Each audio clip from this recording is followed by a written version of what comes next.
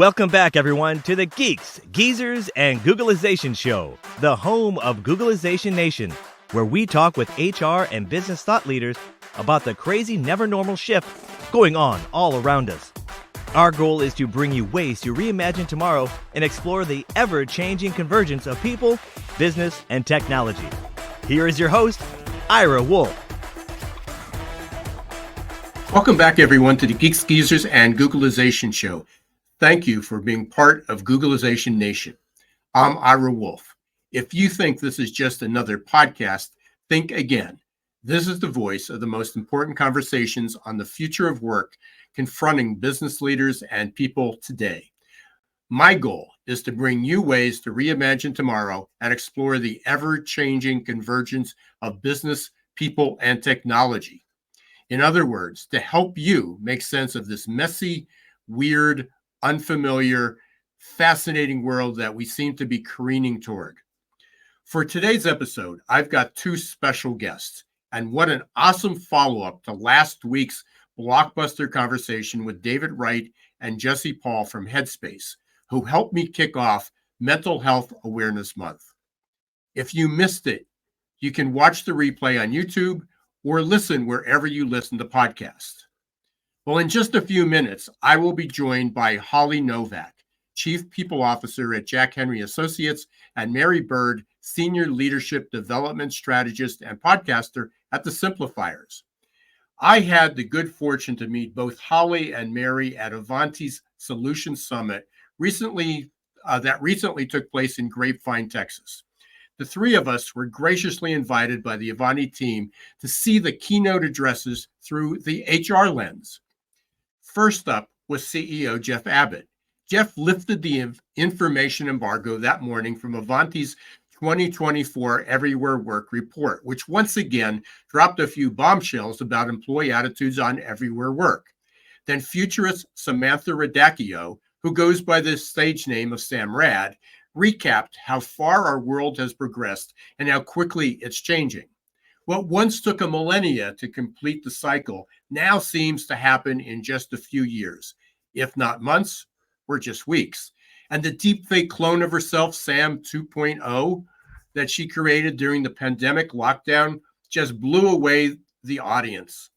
I'll post a link to the keynotes in the show notes. Following the event, I invited both Holly and Mary to sit down with me to share their biggest aha moments, takeaways, and insights. So stay tuned, you don't want to miss it. But before I bring Holly and Mary to the Googlization stage, I want to thank Ivanti for once again sponsoring Geeks, Geezers, and Googlization, and remind you to download their 2024 of Everywhere Work report. You can just go to adaptabilitytoolkit.com/2024 Everywhere Work. That's adaptabilitytoolkit.com/2024 Everywhere Work. You can check the show notes too. Now it's time to welcome Holly, Novak, and Mary Baird to the Geeks, Geezers, and Googlization Show. Holly serves as the Chief People Officer at Jack Henry Associates, a prestigious S&P 500 fintech powerhouse. With a career spanning more than 2 decades in human resources, Holly's extensive expertise encompasses HR operations, business operations, HR business partner roles, recruitment, and HR information systems. She is especially renowned for her skill in coaching, executive compensation, people analytics, and leveraging HR tech to achieve organizational excellence, to mention a few things. Mary has an equally impressive resume. She's the CEO, Senior Leadership Development Strategist, and podcaster at The Simplifiers.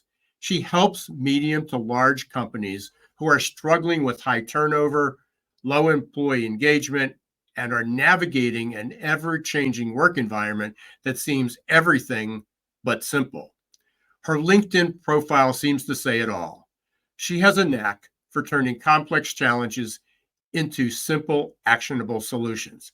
Let's give a big Googlization Nation welcome to Holly and Mary.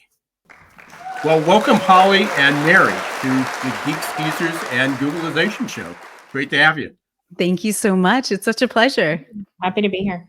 It's been a few weeks since we had the opportunity to both to meet and to attend the Ivanti Solutions Summit in Grapevine, Texas, which is near Dallas, for anybody who's not aware of that, and really appreciate having that opportunity to be able to invite you as guests to get a different perspective as a future, I don't want to say a futurist, but as a future of work consultant, somebody that's always looking at the future, to have people that are in the trenches doing this every day, working with organizations, working with clients, working with employees.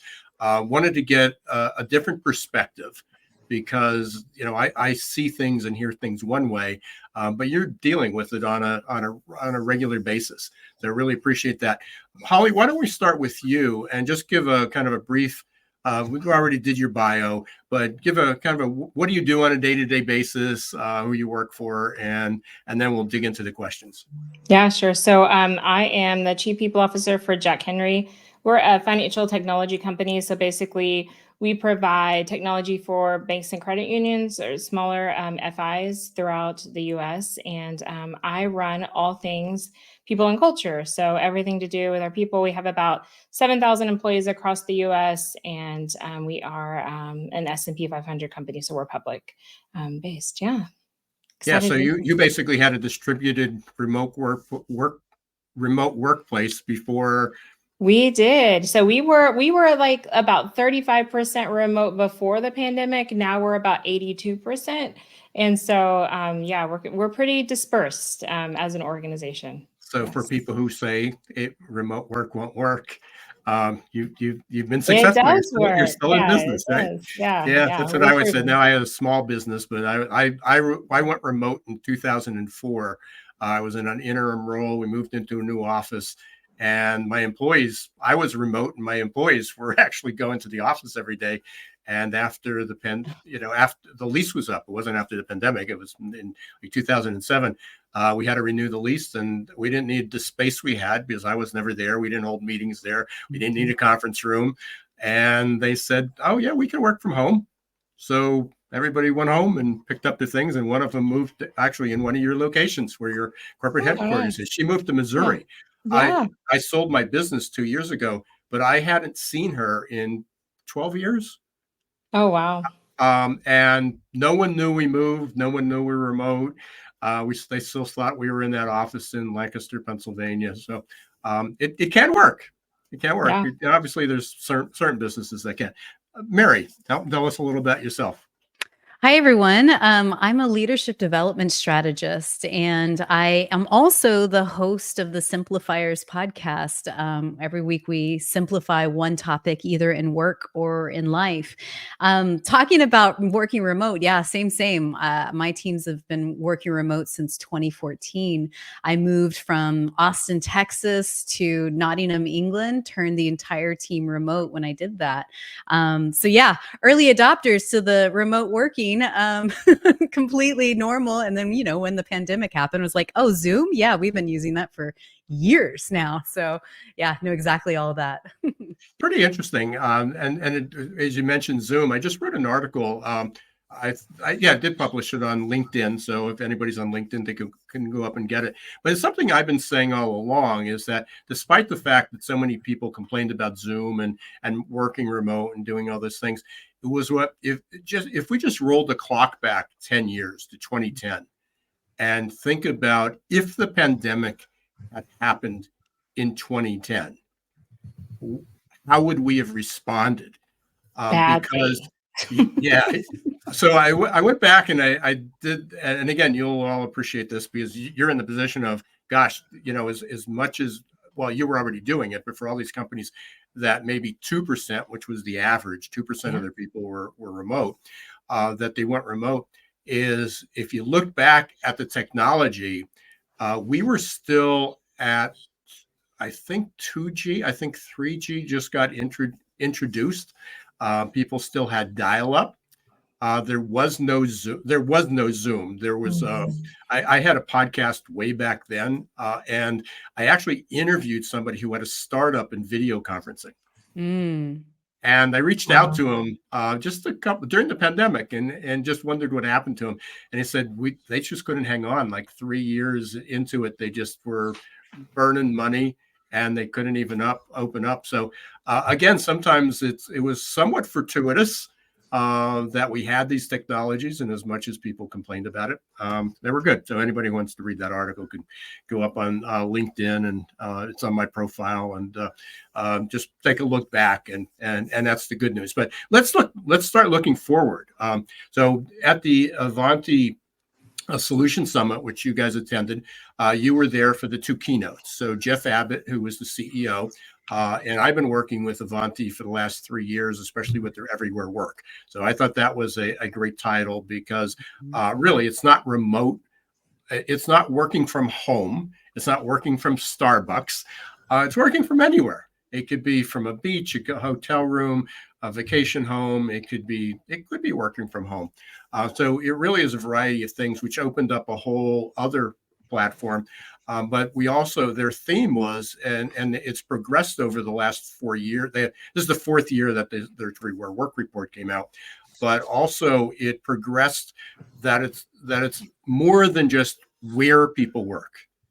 It's that flexibility that people want. So within that theme, we Jeff Abbott had given the overview. They just released the report that morning. So want to get your take on what were some of the highlights, and then Samantha Radacchio, but she goes by Sam Rad, gave her a super interesting futurist report or a video and a talk. So let's go back. This time we'll start with you, Mary. What resonated with you most from what you heard from Jeff or Samantha? So I'm going to ask, and you can either answer them all at one time or we'll go back and forth. Yep. Is what resonated the most, what surprised you the most, and what terrified you the most? So let's start with what resonated the most. So I loved being at that keynote. Holly, I'm sure it was the same for you. I felt like we were a fox in a lamb's den. Like we are surrounded by cybersecurity, IT engineers, and here are these two HR people looking at the same content and the same ideas with a different lens. And so it was really wonderful to kind of go in there and say, okay, well, tell me how this is going to change how we work from a people initiative point of view. How do we train our people? How do we develop our people if they are literally working from anywhere and at any time? So the question that popped up the most, not terrified, but certainly threw up a red flag for me, is if we're shifting to a way of working where people can work anywhere and at any time, how do people leaders create boundaries by which to touch base with their team and go, hey, have you completed that report that's due? Can I touch base with her at 10 o'clock at night on a Tuesday? That doesn't sound like a good idea to me as a people leader, because I believe in work-life balance and work-life harmony. So that was a huge kind of, we got to really navigate that from a people perspective. Because yes, software engineers, they'll work around the clock. They get a ticket in at 4 a.m. The network's down. They're going to fix it, right? And that's normal for network engineers. But for everybody else, this is a completely different way of working. I think for me, it was, I love just the focus on people first, right? And so we have a really strong people first culture. And then when we align that with focusing on our employee experience and maybe even automation, which I'm sure we'll talk about more in a minute, to really help our people be productive, I think those are the biggest things that resonated with me as I was listening to it. It was really something that we already try to focus on throughout this whole, I don't know, however long it's been since COVID started.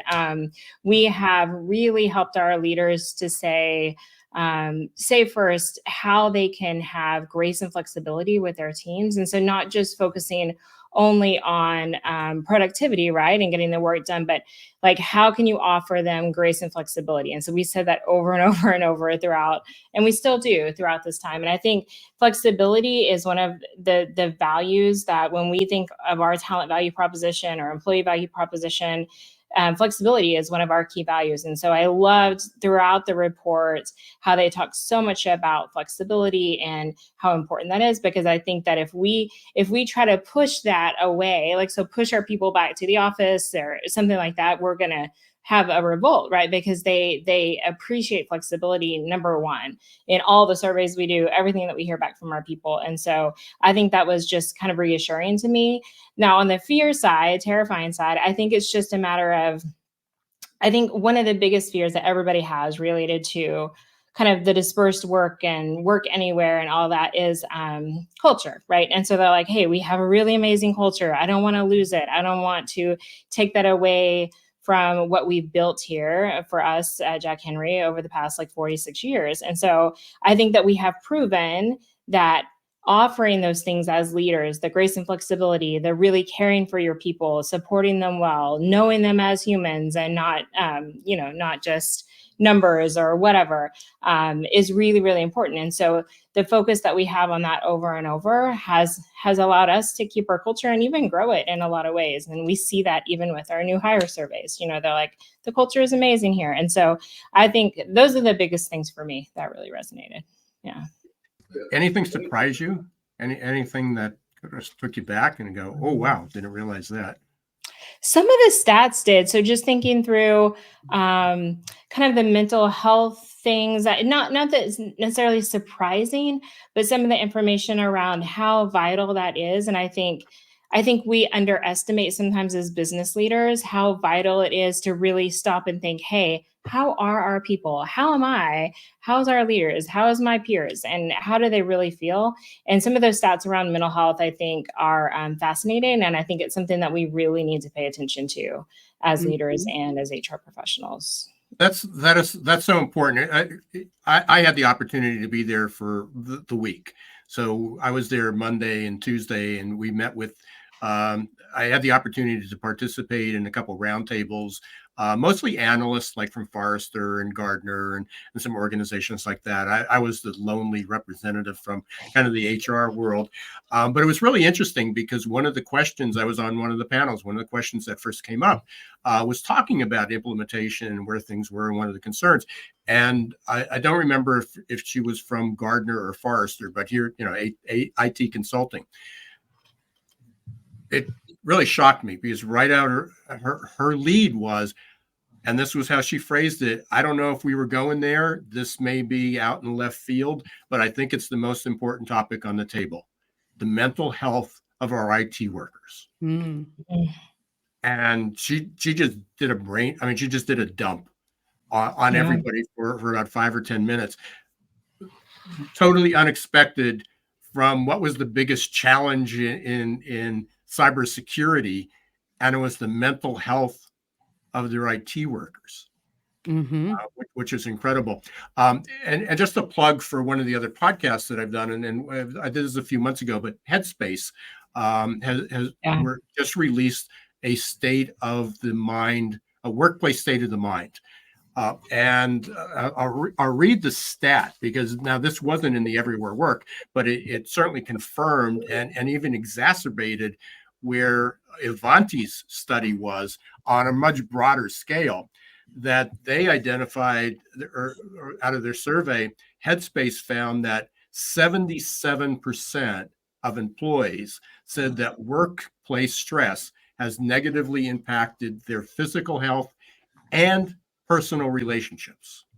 I'm not surprised. I mean, I think that there's been such if you zoom out and look at the macro economic trends, every company out there is driving business growth and trying to lean down as much as possible, which means that some teams have gone through layoffs, but they're still driving the bigger revenue goals, with fewer people. That doesn't surprise me at all. People are stressed and companies are trying to drive profits, and something's going to break eventually.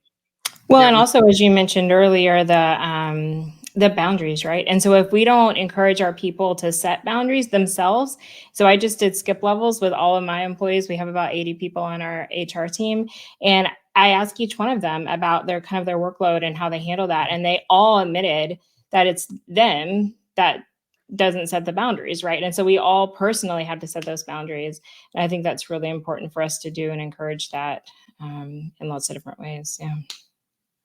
I want to go back to you, Mary. Was there anything that terrified you or surprised you in that regard? No, I've had my finger on the pulse when it comes to AI for the last 6 months or so, and so I subscribe to this incredible daily newsletter called The Neuron. I'll send you the link if you want to put it in the show notes. But they basically talk about the latest and greatest AI tools and features that are out there in the world. So I've seen quite a few deep fake videos and things that are being created right now that are wild when you think about it, because and I think the part that is underlying a bit terrifying is just how AI is going to affect our presidential election in the States, because I think the AI video technology and the ability to replicate somebody's voice, and it's incredibly hard to differentiate what's real and what's not real, I think is going to create a system of distrust in the American culture, and I think that that's going to play out in the workplace as well. And I think that it's, from a leadership development point of view, having training on civil discourse. How do you talk about politics? How do you talk about trust in video? In the workplace, and what is appropriate to talk about in the workplace and not. I think that's a hot topic. Yeah, I have a lot of thoughts on AI. I think one of the biggest things that I just spoke internally at our company last week, and it's just about the fear that people have around. And there was a quote that Sam Rad said. Yeah, there it is. So transmuting fear into opportunity is the mindset of the future. And I think that's such a powerful statement. And so helping people to get past that fear onto, hey, it's not going to take my job or anything like that. And then moving towards really enhancing human capability. And I love just that whole aspect and that perspective that she talked about quite a bit throughout the keynote, is just really helping our people to understand, hey, how can I understand this? How can I learn more about it as a leader and as a person, and not just be afraid? Because the more you learn about things, just like you said, Mary, the more that fear goes away, right? And you're like, oh, hey, how can I utilize this in my everyday world, whether it's work or personal, to make my life better? And I think that's the biggest thing. That now I will say the terrifying part a little bit for us is on the deep fake side. So we have had several instances where we've had not just deep fakes, but identity theft with people trying to get into our organization as an employee and get hired and get into our system. And so that, and I think that's something that human resource people, and I don't know how many people are listening that are human resource people, but I think it's something that we're not thinking about at all, and really saying, hey, what does our process look like? Because this guy, he was really smart. He got all the way hired into our system. He called and said, hey, my parents are sick, so don't ship my equipment to the address that's on my ID, which it wasn't really him, right? Ship it instead to Massachusetts because I'm here taking care of my parents. And so, and they're like, oh, I'm so sorry that your parents are sick, because it's just not something that we as HR people would have the big red flag and say, oh, wait, why are we shipping equipment to another place that's not his home? And so we're of course now working with our fraud team to put our processes in place and say, hey, when is a red flag and how do you do it? But I think it's going to get harder and harder as we go through just this whole process of onboarding. And how do we know they're real? I mean, this guy passed his I-9, his drug test, all the stuff, right? And so that's a little terrifying to me. If I had to pick one terrifying thing, that would probably be it. Yeah. Yeah. For those, I do believe that there's a link I'll put in the show notes to be able to give access to Sam Rad's keynote. But in case we can't, or you can't get that, is I found, and I'm deep like you, Mary, well, both of you, I follow this all the time and I've seen them. But when Sam was, home quarantined, like we all were in lockdown, now this is her world. She lives in IT, and she's probably a white hacker. She's able to create her 4 years ago. Yeah. She shows the video she created and then says, that wasn't me talking on the video. That was not me. And I'm sure someone who's expert in it could discern the differences and the quirks and maybe the latency, but it was pretty darn good. So I'm sitting there thinking, and I'm so glad you brought up the direction that you went, Holly. Yeah. But I'm thinking of, I've been in this space for 30 years in the HR space. And even before that was people submitting resumes that were fakes or they're exaggerated. I think it was probably still true, but I think at one time it was like 70% of resumes that are submitted have at least one lie on them. And it could have been their employer, whether they're fired, how much they made. It could have been somewhat innocent to that degree in comparison to where we are now. But now we're talking about, even people would say, well, we do physical interviews because we don't trust the information that they send. But now, because we are in this everywhere work world and this flexible world, people submit videos, and we do Zoom call, and the availability of and the expertise that people have, where deep fakes are no longer just the result of white hackers in Russia putting this stuff together. It could be almost anyone. Yeah, just a year ago, we had crazy things like their mouths not matching their words, and there was Yeah. somebody like underneath the desk talking, and instead of them. And then we had examples of, hey, I interviewed this person on camera, and they look similar to the person that I just had on my team meeting, but I don't think it's the exact same person. But now we're moving into, really quickly, it takes 15 minutes and free software to do a deep fake. And so you can literally, you don't even have to have somebody under the table anymore talking, right? And so that really is very scary, and I think something that we all need to very much be aware of so that we can protect ourselves and our companies. Yeah. I want to get back to talking about flexible work, because we throw these terms out. So we've gone from return to the office, work from home, 4-day work weeks, and then we have this everyday, everywhere work, which really focuses on location, that it could be for anywhere. But flexible work is really different. And I'd like to get, especially from both of you who work with clients or within an organization, how you are shaping flexible work. Because I think so many people think that giving people off Fridays or having casual Friday is flexible. Yeah. Well, I think the basis to successful flexible work or everywhere work is got to be trust. Bottom line. And I will beat this drum till the end of my days. You are hiring adults. You're not hiring children first. You're hiring qualified professionals that you have theoretically extensively interviewed, and to ensure that they have the skills necessary to complete the job. Then you, as a people leader, have to trust that your people are going to do the work. And that's not saying be laissez-faire and hands off and just go, okay, Holly, good luck. I'll check in with you in 45 days to see if you did the thing. I think it requires a different level of people leader training to understand, how do you equip and empower your hybrid or remote staff? Because it is completely different than the olden days of being in an office 5 days a week, right? You can check and track that a person's doing their work because you see them physically in the office. You walk by the water cooler and you say, hey, how's that project going? And you go, oh, yeah, I've hit a roadblock. Can you help me get through this? But that's completely different in the hybrid and remote space because you don't actually visibly see them. You don't technically see them clocking in or clocking out, potentially. And so the metrics of how you determine success is the output, not the time spent on the job.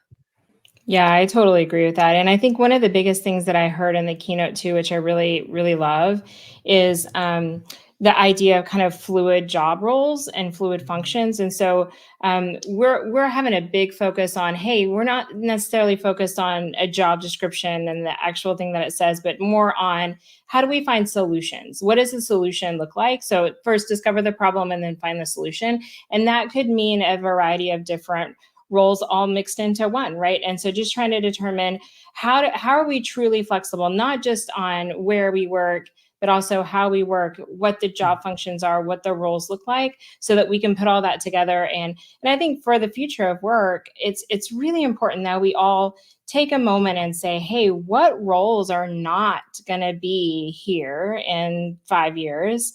And then that we have today, right? And then what roles will be here that we don't have at all? And then how do we help our people transition to that? And it doesn't necessarily look like, hey, step 1, step 2, step 3, right? It's a process that you go through with the upskilling and the reskilling. And then again, that kind of, I love the term fluid job functions or fluid roles, to try to determine what does that really look like and how can we be productive as a group in that way. So yeah, flexibility in a lot of different ways, but radical flexibility, I think, is what Gartner calls it, radical flexibility. And that totally resonated with me too, because I think old school, project management 101 is to put a RACI chart together, right? Responsible, accountable, consulted, and informed on any sort of project. And I think that you can still use those older frameworks and tools with a fluid team. It's understanding what one person's strength may be is another person's weakness, and how do you still create solid roles and responsibilities so there's no confusion. Sally's doing this and Charles is in responsible for the key decision on this. But playing to your people's strengths, project to project or sprint to sprint, that's where the key is. And I think we kind of get stuck in like, oh, well, Mary is only good at this, and so we're only going to put her on these projects and this specific job title.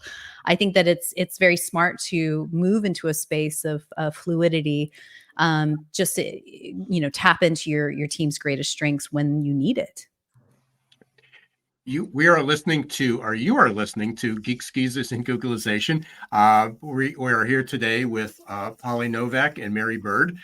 They were my guests at the Ivanti Solutions Summit, and we were talking about everywhere work and flexible work, getting many different perspectives, a little bit of where the future, some of the terrifying things, and some of the positives that will come from AI.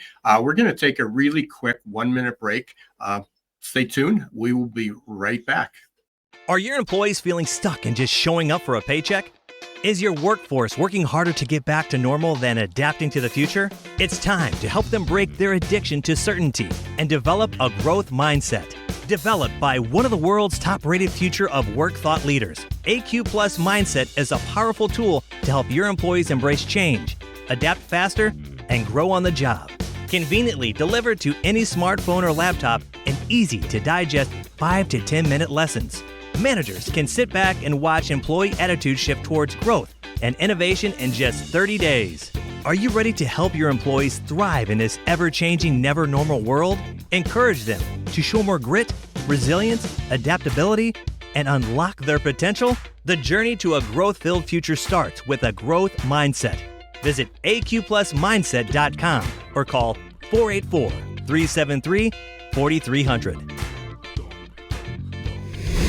Welcome back, everyone, to Geeks, Geezers, and Googlization. We're here today talking about everywhere work and flexible work and how to empower flexible work. We've got Holly Novak and Mary Baird. They were my guests at the Ivanti Solutions Summit just a few weeks ago, and we're doing a kind of a rehash of that, but also diving a little bit deeper into what this means for everyone. Also want to thank everybody for being part of Googlization Nation.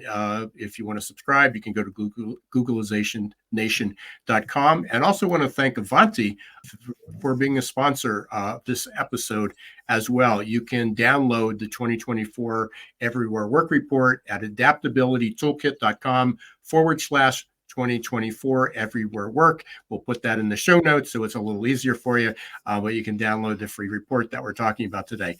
Holly, you were, I think you said that Jack Henry was about 40% remote before the pandemic. We were about 35% remote. Okay, 30 or 35%. Mm-hmm. So it wasn't a huge leap. And again, many organizations forget that their sales teams were pretty much remote. Even if they had an office and they came into work, they were working remote. In fact, if you were in the office and you were a salesperson prior to 2020, you weren't really working.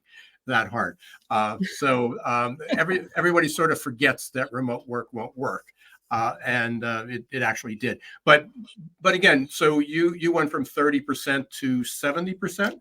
We're at 82% right 82%. now. Okay. Yeah, So huge leap. So there was a whole group of people that had to go. But what other changes have you seen other than more people working remotely? How did you integrate? How did that change to a more flexible work schedule, yeah. or adding that? And then also, what about managers? I mean, so there's a lot of managers that used to be able to walk down the hallway and see their people, and all of a sudden they're on a screen and they don't have tabs on them all the time. Yeah, sure. So the first thing that I think I'd like to say is that we were pretty dispersed before. Then the pandemic happened, and then I think at that point, because everybody did go remote, we started hiring in just all the places, right? So we had certain office locations, but then we got even more dispersed than we were before, and that's not a bad thing necessarily when we're all remote. However, to keep our culture, I think you do have to have some face-to-face in-person time. And so that costs money, right? To bring, if you're very dispersed all across the US, and then now you have to come together as a team, of course, that's more budget. And so it's not that you can't work remotely all the time, but to have that true connection, you do have to see people's faces, like in real life, every once in a while. And so I think what we've done over the past about year or two is identified hub locations where we can have some true connection events where we bring people together, even if they're not on the same team, but they're actually seeing human faces that they work with. And then also focusing our recruiting efforts in those areas. And I think that not only helps a little bit with just the connection, but when we're thinking about flexible work, I feel like the more engaged we can have people, and just like Mary said earlier, the trust is vital. So without that trust, and a lot of times you can't really build that virtually, you have to really be connected to somebody to have that. And so we recognize that from a manager standpoint, as you said earlier, a lot of managers don't know how to lead dispersed teams. They don't know what that looks like.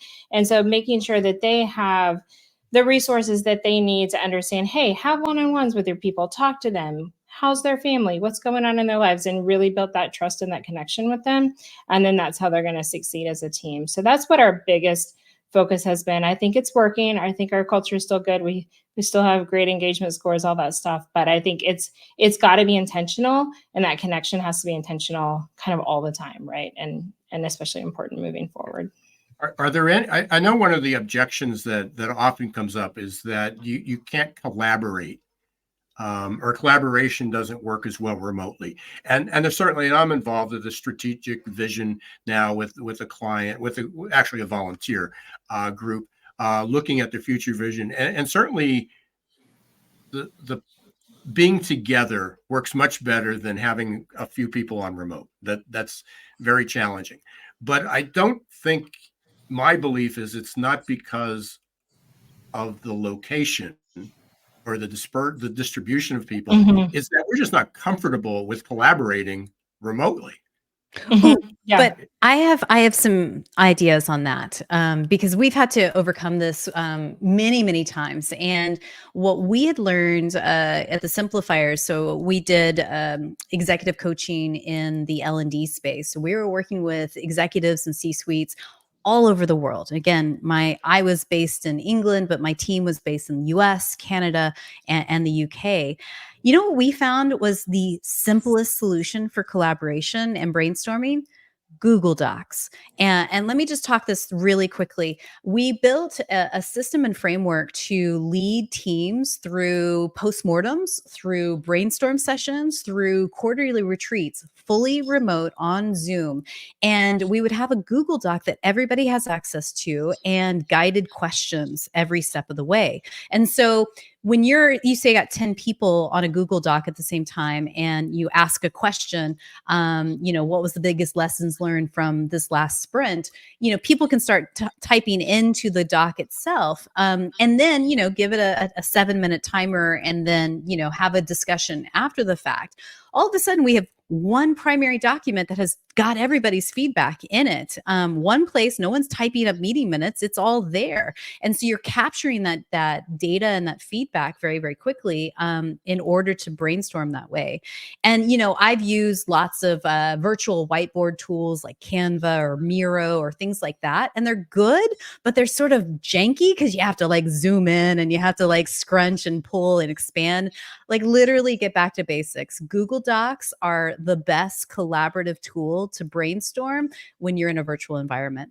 And I think one of the key things that you say there is you're either all virtual or not. Yes. And I think that's the hardest part is when you're trying to do a hybrid meeting where you have some people in a room and then you have some people virtually. And that most of the time does not work, right? Because you forget the people that are virtual or whatever. But when I feel like you can collaborate if you're all virtual, just like you said, when it's much harder. So with our like creative teams or idea teams, our engineering teams, when we know, hey, you need to get together and develop a product or whatever, get together in person or all be virtual and don't try to do it hybrid. I think that's one of the biggest things. And tools help, right? Of course, Google Docs, all of the tools are really important. And that was such a great suggestion.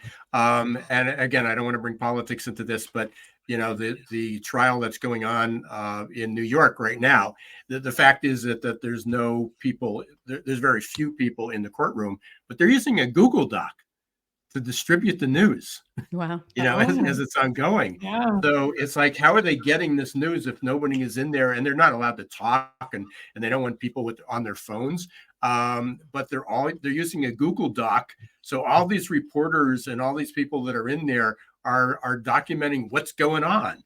So it works. It works. And for, in most cases, it's free or inexpensive and it doesn't require a lot of technical expertise or training to be able to do that. Again, don't overthink it. Yeah. Yeah. I still, going back to my story in the beginning, if you roll the clock back, it'd be 14 years at this point, but in 2020, if you rolled it back to 2010, what were some of the devices that we had? Some of those things were available then, as well. We're just not comfortable using them. But I'm so glad you also brought up about this hybrid when you have said, well, at least we have some people here. The problem is that really makes it challenging. And I got steeped in that when I'm teaching. And you'd have some students there, and you forget the couple students that are on the Zoom call, and it's very challenging, to be able to do that. So again, I like the idea is like, hey, if everybody can't be in person, then maybe virtual is actually probably a better solution. 100% virtual than 50-50 or 60-40. Yeah, and even just go, even if you're in the same building, just go and be virtual with everybody else. Yeah. And I think that it's really important. It sounds very simple, but there are pieces that are necessary to make these kinds of meetings super impactful.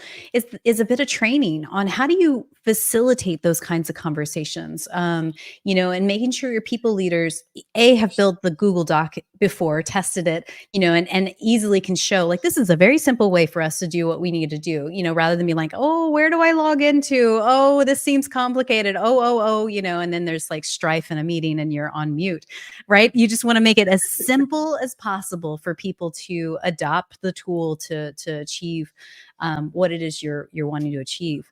I did want to go back, Holly, you talked about like hubs for the workplace. And I feel like this is so important. And I think this is the evolution of, in tandem with everywhere work. I think companies have to be really smart and strategic about changing how they utilize their physical office space. And, bigger organizations are going to have workplace planners and a healthier team that is doing that. And smaller companies are going to have a facilities manager or somebody. But I think that it's really important that HR, like your business partners or your organizational development team, are in those conversations, because how we work in a physical office space is changing entirely. And to look at it as a hub, a collaboration space, a place we come to for key meetings when we have to be face to face to, like we said, brainstorm or make key decisions. It's no longer the place, in my opinion, where I have a dedicated and assigned desk. where I have an office or 4 walls and a door. I mean, I used to have those many, many moons ago. But then the concept of hoteling in an office space, I think there's still a lot of opportunity here to make that better, because what hoteling feels like, where you sort of check in and you get a desk for the day and then you take your stuff away, can feel very cold and a little bit sad, because you're taking your picture of your dogs and your family every day and putting it in a locker Putting it place. out. Yeah. Yeah. So I think that there's something there that the bottom line is, bring your HR team into those conversations with facilities and workplace planners. Talk about the psychology behind what it feels like to belong in your workplace, and how we use this physical office is incredibly important. I love that. And so for our company, we've done what we call a workforce evolution team. And so that team is made up of several people from human resources, from facilities, finance, our marketing team, communications. So all these people coming together, so that so what we're doing, just like you said, we're revitalizing each of our hub locations so that they are more of a collaboration space. So we call them connection hubs. And so that's what we're doing. And so, yeah, every week or every other week, we have a meeting with the workforce evolution team and say, hey, how do we continuously build that connection? How do we make sure the facilities are what they need to be to bring people together? And what does that look like? So yeah, I totally agree. I think really being intentional about how do people truly belong and what does that look like and feel like. Yeah. I had a buddy who worked at Nike a few years back, and that was specifically his role, was workplace planning and strategy of how to use spaces. And they did a study where they did heat maps, and they just tracked where people worked from as the day progressed for a couple of weeks. And what they realized was that sometimes people in the morning would put their heads down and focus work when they were bright and awake, and later days they would move over to stand-up desks, but they realized that their workforce was migrant. They were moving throughout the day depending on what type of work they needed to do, either heads down work or group collaboration or phone calls. And I think that there's a lot to be learned from that, you can also track and create a space that is actually highly effective for your type of workplace. Because the truth is, no one can get any work done if you are sitting next to tech support or a call center. It's just like mentally impossible to do that. So thinking about what your people need to do their very best work. Love it. We are getting to the end really quickly. As I said, these always go so fast, and usually as we get deeper into it, there's so many more questions that I have. So hopefully we can do this again. But I have two final questions, and then we'll get into our lightning round here. And this sort of brings it back into what we talk about with Ivanti and cybersecurity, and they talk about all the vulnerabilities that exist. So let's bring it home to HR. For about 6 or 7 years, well, it's actually 7 years at this point, that I published Recruiting in the Age of Googlization. And the first half was about the future, and the second part was what's recruiting going to look like. And I was on the circuit and talked to a couple hundred HR conferences over that time. And I really wasn't in the HR tech world, but in HR, we talk about the HR stack. So we have these talent management systems and applicant processing, and it's like, oh, we need this. We need this system and this system, and it all gets patched together, which in the world of cybersecurity is a nightmare, because every connection becomes a vulnerability, even when we have an enterprise system, because there's add-ons. It's like we'd like to add that on, and sometimes it's a third-party vendor. Are you hearing, or within your organizations, is there conversation about the cyber threat or the vulnerabilities that created by this patchwork quilt of technology to automate, to kind of automate that space? Is that a conversation? Because I know most of them I've been in, it becomes, oh, we'll bring IT into that. The integrations work fine, but all those integrations create a risk. Yeah. Go ahead, Mary. Yeah, I was just going to say, I mean, this is where you have to have strong cross-functional partners. Cybersecurity is not my zone of genius. I am aware of it, and I know it's a huge issue to, but that's where your people need to be able to have these kind of across-the-table conversations. I mean, I just saw the Gartner report from April 30th of the top emerging and disruptive technologies to watch. And the four key areas that they're talking about is that there's technology that's going to create a smart world, productivity revolution, privacy and transparency, and critical enablers. And everything in all of this is, how do you keep your customers' data safe? How do you keep your trade secrets safe? Because there's so many incredible tools in AI and beyond that are coming into the marketplace and fast. And so that's where you really have to have strong partners that can help guide you as well. And then I can come to the table and say, okay, well, here's how this affects our people. And here's what the training we need to ensure that our people are compliant to the cybersecurity practices and guidelines that we have set as a company. Yeah, I could not agree more. I think it's all about the partnerships. And thankfully at our organization, we do have very strong, just like the example I gave earlier about the fraud and the onboarding. So we're partnering very closely with our cybersecurity team, with our fraud team, with our IT team to make sure that we're going through all of our processes to assure, like, hey, where are those gaps? Where is it that somebody could kind of squeak through without being noticed? And so I totally agree. I think it's all about the partnerships and making sure that, number one, we're aware as human resource professionals, hey, what could happen? And then how do we partner well with our internal folks to make sure it doesn't? Yeah. Yeah, Totally. that's great to hear. And I know during the conference and during during almost the rest of the conference as well, they talked about IT and cybersecurity working together, and they're not completely separate functions either. Yeah. And I always wanted to have them add that human resources, because is you can have all the technology in the world to keep people safe, but if people don't use it or don't know why they're using it and not using it properly, and then they find workarounds to get around that. It's pretty crazy. So yeah, that's a great conversation. Last question, fairly quickly here. I'd like to ask this because sometimes we didn't cover something and you said, boy, I wish you would have asked me this question. So I'll ask each of you. Is there a particular question you wished I would have asked, and then quickly give an answer to it? So, Mary, let's start with you. Yeah, I mean, I think that from everything that I've read and heard, and Sam Rad definitely reinforced this in her talk. It's just the focus is on human connection. No matter all the whiz bang tools and technologies that are coming out there that help our people work more effectively and be more productive and do the great work.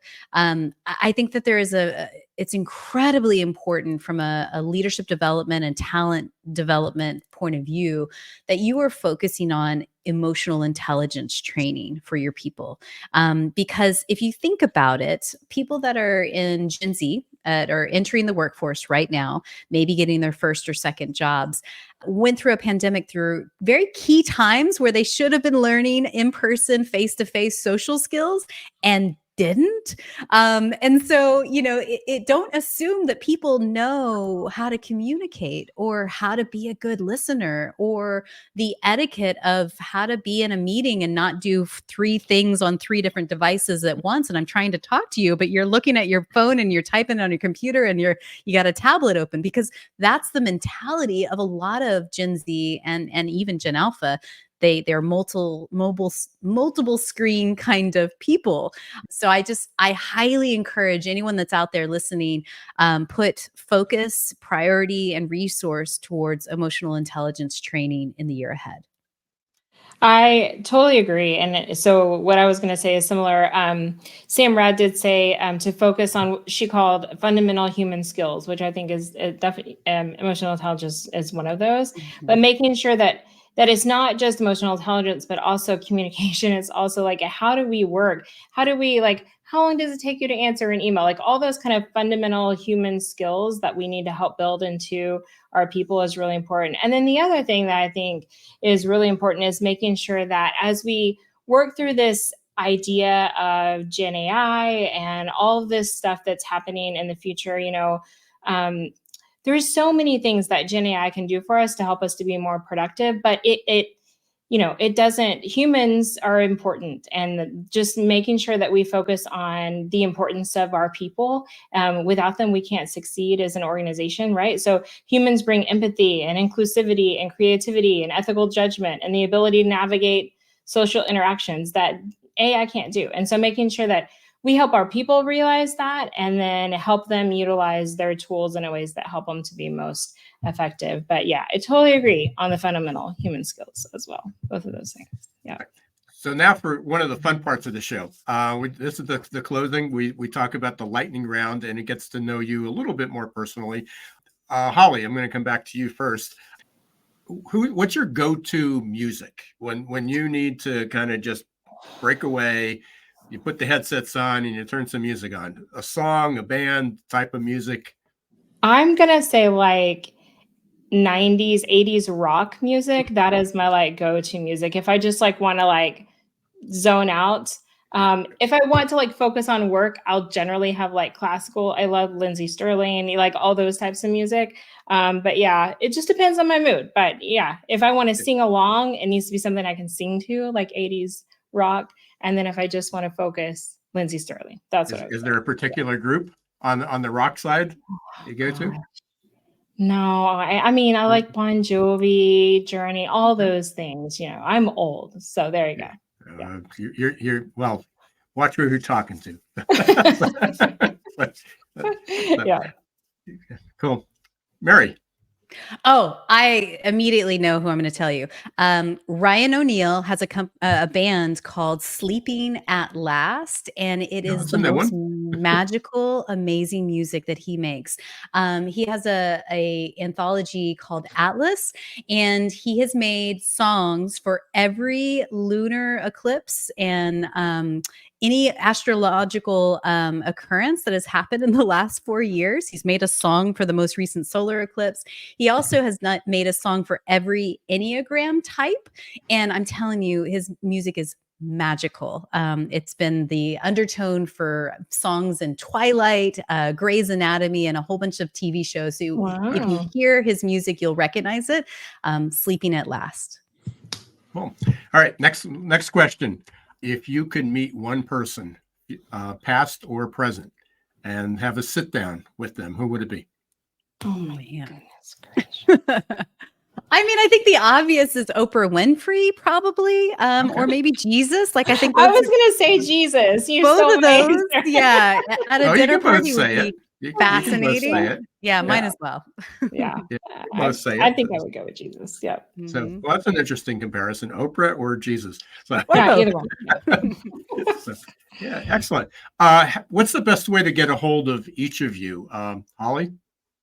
Probably LinkedIn for me. Holly Novak on LinkedIn is probably the easiest way. I check it more than any other way right now. Yeah. And Mary. Yeah, same. LinkedIn is the best way to get a hold of me directly. But you can also go to thesimplifiers.com. That's where you can click to listen to our podcast and just get connected to all the things that we're doing in the world. Thanks. Well, we went a little bit over today, but I really appreciate the opportunity for one is to meet you, to be able to share the experience with you, but also to get your feedback. And I think we could have probably, the three of us, gone on for quite some time here. There's so many other questions that we didn't get to. So hopefully you'll be willing to come back and we can continue this conversation at some point. I want to thank Ivanti for inviting all three of us to be guests at their Ivanti Solutions Summit. You can you can download the 2024 Everywhere Work Report at adaptabilitytoolkit.com/2024 Everywhere Work. Frankly, if you go to Adaptability Toolkit, there's a pop-up that'll show up there too. So you can do that as well. And you can download the report and hear a little bit more about some of the things that we didn't get to talk about today. We want to thank everyone for being part of Googlization Nation. And remember, don't let the shift hit your plan. Thanks for watching Geeks, Geezers, and Googlization. Be sure to listen to the podcast and follow us on YouTube.